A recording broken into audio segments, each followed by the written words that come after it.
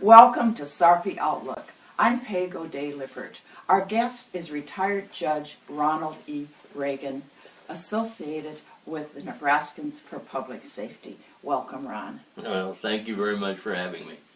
Judge Reagan has a long and distinguished legal career, including a law degree from Creighton Law School and service as an officer in the United States Marine Corps.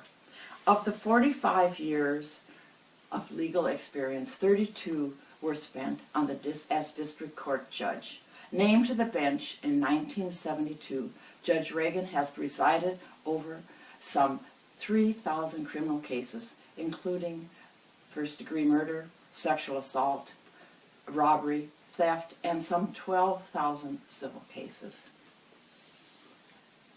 He has retired 10 years ago and maintains a limited law practice, mostly consulting other attorneys and as a resource to them. He maintains membership in a number of legal organizations. I could go on and on about all the achievements of your career, Ron. The focus of this interview is with your recent involvement with the Nebraskans for Public Safety. And I wonder if you would begin by telling us about that organization and how you came to be involved with it. Well, the organization started, actually, I think I'd give credit to Danielle Conrad and some others in Lincoln, when it became apparent after the override of Governor Ricketts' veto on the bill repealing the death penalty, that there would be a concerted effort to place the measure on the ballot for the people, and also a concerted effort to get enough signatures to delay its implementation. Then others in Lincoln decided that they needed some kind of organization that would work and at least try to inform the voters as best of their ability on the opposite viewpoint, so to speak. And Danielle Conrad, and then there was a lady, Colleen Cunningham, I think, from an organization in Washington, D.C. Both had called me and asked if I would serve generally as, I hesitate to say figurehead, but that was, that's it. I'm not a boots on the ground, active type involvement. But the organization was born that way, and I agreed to be one of those that was a figurehead, so to speak, of the organization. Or a spokesman Or whatever. Well, everyone that's involved with it, I think, has the comparable viewpoint, sure. And so they speak for it. Yeah. Is it somewhat of a melding of the ACLU and the Nebraskans for alternatives to the death penalty, or are those just coincidental? Well, I think that may be coincidental. You know, it's really the repeal or the existence of the death penalty is really, it's an issue that cuts completely across party lines, and I think it was obvious from the vote in the legislature that it cuts across party lines, because there were so many state senators that have affiliated with the Republican Party and recognize themselves as conservatives, but voted in favor of the repeal. Yeah. It was quite remarkable in the unicameral, indeed. Yeah. So the focus and purpose of the organization would be to prevent what the initiative being successful, would you say? I hesitate to say prevent, but quite frankly, we have a representative form of government, and whether it's state level, national level, or whatever, and we elect people, and we hope that they will use their best judgment. And they're the ones that have all the information and the evidence, so to speak, before them in deciding issues. And generally speaking, it's always great to say, well, we want the populace to decide, but until the populace is informed, as well as the representatives are, I'm not sure that can happen. So this really is more informational in that sense. It is. It is. Well, I In your testimony before the Judiciary Committee, the unicameral, you said, and I quote, "It just seems to me that the people are recognizing that the death penalty is not, pardon me, an appropriate punishment, pardon me, in a civilized society." End of quote. Would you expand on that, Well, Ron? well, you have to look, I think, at I don't want to point fingers at states. Let's look at countries. The countries anymore that generally have the death penalty and exercise it are countries like Iraq and Iran, China, North Korea. None of the countries that we look upon as more progressive or civilized anymore have the death penalty. I mean, England, France, Germany, it doesn't make any difference.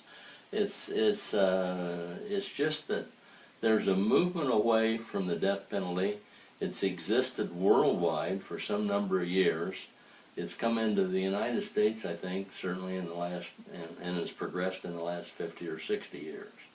You know, and I think it's just a recognition. I don't want to say we weren't civilized before, or that the states that still want to retain it aren't civilized, but generally speaking, I say a civilized society recognizes there are other measures they can take other than the death penalty. Tell us about your belief in opposition to the death penalty, Ron, and have you always held that belief, or is there a turning point? No, I haven't always held it, and as a matter of fact, I saw something in 1978 where I had, in response to a question that I said that I won't say I was in favor of the death penalty, because I think even at that time that I'd started having some reservations about it. But I'd taken an oath of office in '72 to follow the law, and the law was that we had a death penalty. And as a matter of fact, and I think most people know, I served on a three-judge panel. I was the presiding judge of a three-judge panel that sentenced John Juber to death, and that sentence has been carried out. And so... One of the last, actually, right? One of the last. And so, even though I've had some opposition, it hasn't been to the extent that I can't follow, I think, an oath of office. Now, people can say, well, you're a hypocrite then, and maybe there is some hypocrisy to it. Because as I look back, and I can remember, you know, when I learned of John Juber, and I mean his background and everything that the panel knew, I thought, what a terrible, terrible waste. He was a very, very intelligent individual. He did some monstrous things. And under the law, we've concluded that he deserved the death penalty. Mm-hmm. But having said that, I don't want anybody to think that he was, by any means, he was ignorant, because he simply wasn't. Mm-hmm. Interesting. I have referred to the death penalty as state-sanctioned premeditated murder under the guise of justice. I like your label of, quotes, state-sanctioned revenge, end of quote. Tell us more about that view, Ron. Well, and I think maybe I even mentioned that, I think, recently when somebody interviewed me, but generally speaking, if people that are in favor of the death penalty are very honest with themselves, and they stop and think about it, their rationale for the imposition of the death penalty is simply revenge. I don't know how many times I've heard it, read it, and so forth. For instance, the Norfolk people. They deserve it because they killed 5 people or whatever it was in the bank. You know, they deserve it. Well, that's revenge. Mm-hmm. And so if the state is going to impose the death penalty, all they're doing is sanctioning a revenge on behalf, whether it be the victims or the general populace. And I hesitate to say the victims because in many cases, you well know, the victims don't want the death penalty anymore, because it's simply a never-ending round of appeals and delays and so forth, and so many of the victims and their families, when they say they want closure, the life sentence is more closure. Without the opportunity for parole. Well, there is no opportunity, and that's something else that should be very clear. A life sentence is a life sentence. There is no authority whatsoever for the parole board to commute or parole anybody that has a life sentence. The only way that a person with a life sentence is able to receive parole is if first the pardons board commutes the life sentence to a term of years, and then the parole board would have some authority. But absent that, there is absolutely no authority for the parole board to become involved in anybody with a life sentence. And the pardons board, for the people that may not realize, is comprised of the Attorney General, the Secretary of State, and the Governor.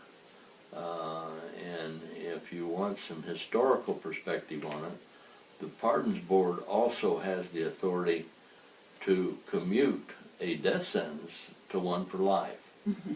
I think that's happened twice in the history of our state, and the last time it happened was in 1964.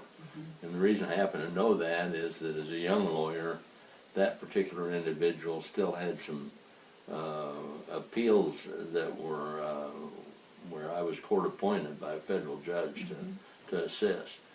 He later died in the penitentiary. So. Well, we have seen in a number of states, and I think even in Nebraska, where the accused and the sentenced were not guilty, and have, especially with the DNA and some of the more modern technology. So that's another issue, in my opinion. Well, it is, and beyond that, recently, and some of your this is somewhat interest. One of the people that incorporated the opposition to this death penalty repeal is actually a law partner of mine. Amy Melton is on the city council, and Amy and I were jointly interviewed by someone in Douglas County. I heard that interview. And Amy suggested that the death penalty was appropriate because prosecutors could use it as a plea bargaining tool. And of course they can, and they do. And but what happens in that, for anybody that's ever read or heard of what they call the Beatrice Six, the Beatrice Six defendants were threatened with the death penalty if they didn't admit to some involvement in the murder of an individual in Gage County. They ended up admitting it or confessing, but they were innocent. And so they were wrongfully convicted with the threat of the death penalty. And then beyond that, the other problem that you have is if you say, well, we want the death penalty in place because county attorneys can use it or threaten it to get plea bargains, then what happens? We've got 93 county attorneys in Nebraska. So what happens when you've got a county attorney that for some reason, even though he may have the most gruesome and clearly guilty individual in front of him that's committed a murder, the most gruesome murder, decides that I just go ahead and I'll let him plead to something else without the death penalty. So then it becomes, what you have is 93 other people that are making a determination as to whether or not the death penalty should be imposed. So you've just increased the odds that sometimes it's going to be arbitrarily imposed or withheld, whichever. So it's not necessarily fairly applied, even if it's on the books as it is now. Absolutely guarantee you it's not. And that's not just in Nebraska. No. That we see it across the country. You see it more and more. You see it across the country. You know. Yeah. But we talked already a bit about the process in the unicameral and how well that worked, and yet the override has not gone favorably with the governor and some other officials. You know, this whole issue has really put Nebraska in the national news, if not on the map. And I want to thank you so much for your time and thought on this important issue. And I urge our viewers to get involved. If you are convinced that the death penalty is not the course we should be taking in Nebraska, I urge you to get involved. And you can do so in a number of ways. Decline to sign is the theme of the Nebraskans for Public Safety. And you can contact the organization at www.nebraskansforpublicsafety.org, or you can email directly to Zach Bergen, who is the field organizer, at Zach, Z-A-C-K, at nebraskansforpublicsafety.org. I myself have volunteered. I urge others who feel strongly about this and who seek a sense of justice to become involved in this organization. So I again want to thank you, Ron, and wonder if you have any closing comments. Well, it's one of those things that I respect the right of the people to vote on, so I really do. But this is a situation where the state senators, our representatives, have had so much evidence and information given to them, and they've been able to think for themselves and make up their minds. And we didn't even mention it, but one thing that is clear across the country, and the evidence is just overwhelmingly in support of it, is the death penalty is not a deterrent to crime. People that commit homicides give no thought to either being caught or what the sentence is. And so, for instance, you can look at statistics, which I don't have in front of me right now, but you can look at statistics and you'll see that almost all of the states, without exception, that have the death penalty have a higher per capita homicide rate than states without the death penalty. And that just essentially negates this thing, this idea that the death penalty is a deterrent or it's necessary to deter crime. Well, what do you suppose is the reason for that, Ron? Is it in those states there's a culture of violence, or I mean that is a kind of mystifying statistic, and I've heard well, that I think it is, and generally speaking, it's through the South, and I love the South, and I like a lot of people in the South, but whether it's Texas or Louisiana or Georgia or Mississippi, Alabama, all the way through the South, there is a culture. Well, of hatred we know today. Well, there's still some hatred. You know, there's the gun culture. I mean, it's just it's a different. It's I don't want to say a different society. Maybe that's not right. It's just a little bit different down there, and I understand. Nebraska is very conservative, much like some of the southern states. But I don't believe that the Nebraskans have this culture that they think that the eye for an eye or whatever some of those things are that also indicate that it's just revenge motivated. Well, I want to thank you again and bet. wish you and all involved in the Nebraskans for Public Safety the best of it's more than luck, the effort to make this successful. Thank you.